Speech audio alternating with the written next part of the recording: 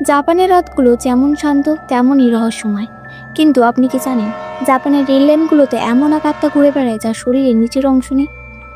সে যখন চলে তার কোনো ঘষা শব্দ হয়। আজ আমরা কথা বলবো জাপানের সব থেকে ভয়ঙ্কর এক আরবান লেজেন্ড নিয়ে, টেকে টেকে। কেন সে মানুষকে দুই টুকরো করে কেটে ফেলে, আর কেনই বা তার হাত থেকে বাঁচার কোনো পথ নেই।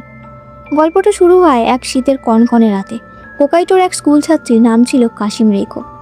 স্কুল থেকে বাড়ি ফিরতে তার বেশ রাত হয়ে গেছিল। সে যখন রেল লাইনের ওপর দিয়ে ব্রিজটা পার হচ্ছিল, তখন আচমকা কয়েকটা ছেলে তাকে ভয় দেখানোর জন্য মজা করে তার উপর একটা জ্যান্ত পোকা ফেলে দেয়। রেইকো খুব ভীতু ছিল। সে চমকে গিয়ে রেল লাইনের ওপর পড়ে যায়। ঠিক সেই মুহূর্তেই লাইনের ট্রেন চলে আসে। কারোর কিছু করে ওঠার আগেই ট্রেনটি রেইকোর শরীরের ওপর দিয়ে চলে যায় এবং তার শরীর মাঝখান থেকে দুই টুকরো হয়ে যায়। কিন্তু ভয়ঙ্কর বিষয়টা হলো, রেইকো তখনও মারা যায়নি। জাপানের সেই তীব্র ঠান্ডায় তার রক্ত জমে গিয়েছিল, যার ফলে সে প্রায় কয়েক মিনিট বেঁচেছিল।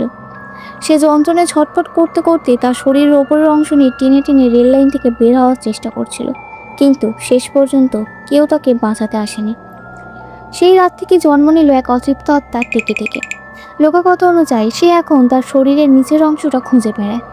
যারা রাতে একা নির্জন রাস্তায় বা রেল লাইনের আশপাশে হাঁটে, সে তাদের তাড়া করে।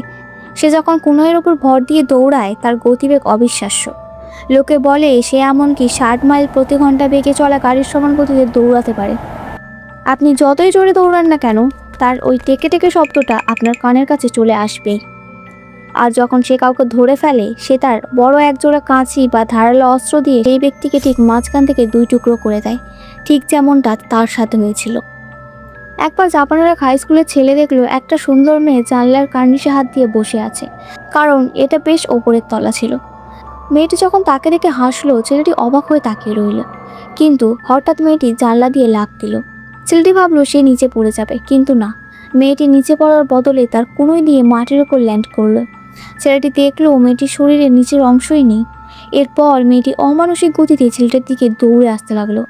সেই ছেলেটি আর বাঁচতে পারেনি। পুলিশ যখন তাকে খুঁজে পায়, তার শরীর দুই খণ্ড হয়ে পড়েছিল। অনেকে জিজ্ঞেস করেন, টেকে টেকের হাত থেকে কি বাঁচার কোনো উপায় আছে? জাপানের লোককথা অনুযায়ী কাশিম রেইকো আপনাকে কিছু প্রশ্ন করতে পারে, যেমন আমার পা কোথায়? তখন আপনাকে উত্তর দিতে হবে মেইশিন রেল লাইনে। সে যদি জিজ্ঞেস করে কে তোমাকে এটা বলেছে, আপনার উত্তর হওয়া উচিত কাশিম রেইকো নিজে আমাকে বলেছে। এই নামটাই হলো তার অভিশাপের চাবিকাঠি। কিন্তু মনে রাখবেন, সামান্য ভুল হলেই আপনাকে প্রাণ দিতে হতে পারে। টেকে টেকে কেবল একটি গল্প নাকি সত্যি কোনো অভিশাপ, তা নিয়ে আজও বিতর্ক আছে।